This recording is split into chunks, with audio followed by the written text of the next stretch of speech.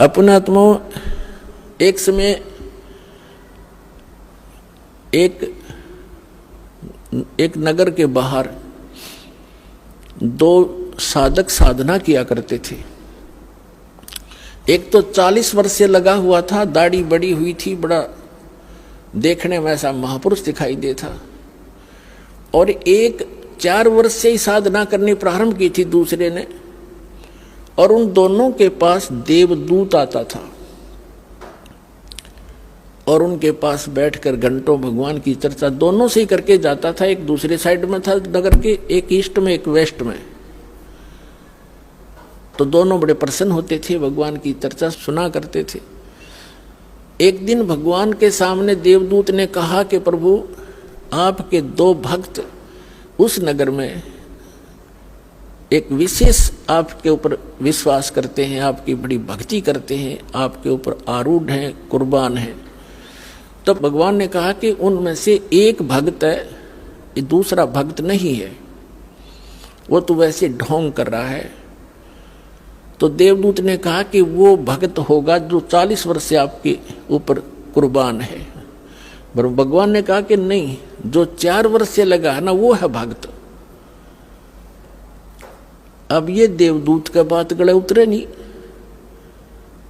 कि वो 4 साल से लगा रहे, 40 वर्ष से मालिक के नाम पर बैठा है, सब कुछ घर त्याग रखा है।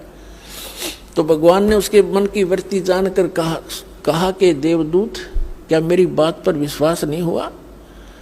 देवदूत कहने लगा, जी भगवान, आपकी बात पर अविश्वास हुई तो हो ही नहीं सकता, लेकिन मेरी बुद्धि संकीर्ण है, या मेरा गला उतरती कोई ना।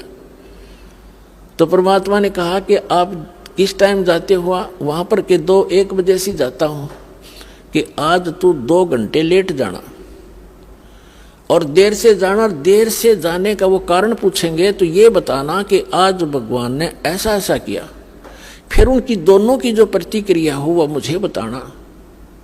वो कहना ठीक है जी। अब 2-3 बजे गया देवदूत। उस दिन पहले गया उसके पास जो 40 वर्ष से बैठा था, उसने पता था कि यूं खरा भगत है, वो ये सोच रहा था। अब उसने भी कारण जाना कि देवदूत आज तो बहुत लेट आए, क्या बात हुई? आपकी इंतजार कर रहा था, चर्चा करते भगवान की, अच्छा टाइम पास होता था।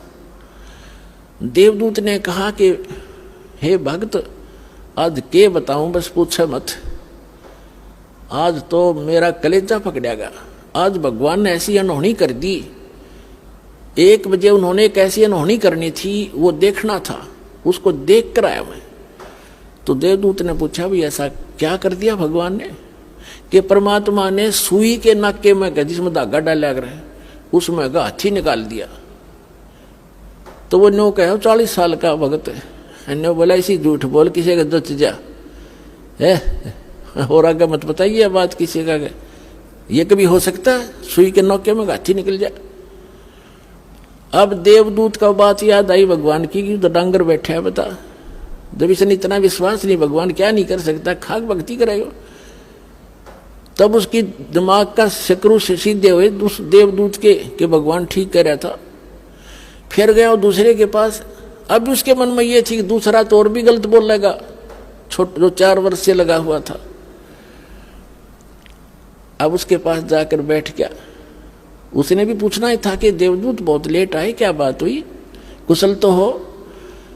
उसको उन्होंने भी उसको ऐसे ही बताया कि ऐसे ऐसे परमात्मा ने एक लीला करनी थी 1 बजे, और मैं उसको देखने के लिए रुक गया।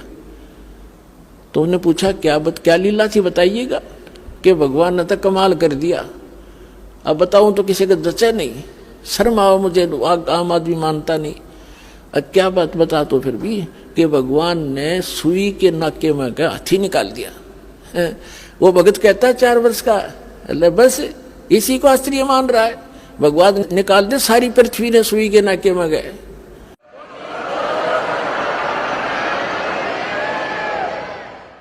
तो देवदूत ने सीने से लगा लिया उस भगत को कि धन है तेरे माता पिता जिनसे जन्म हुआ, भगत होती सा हो।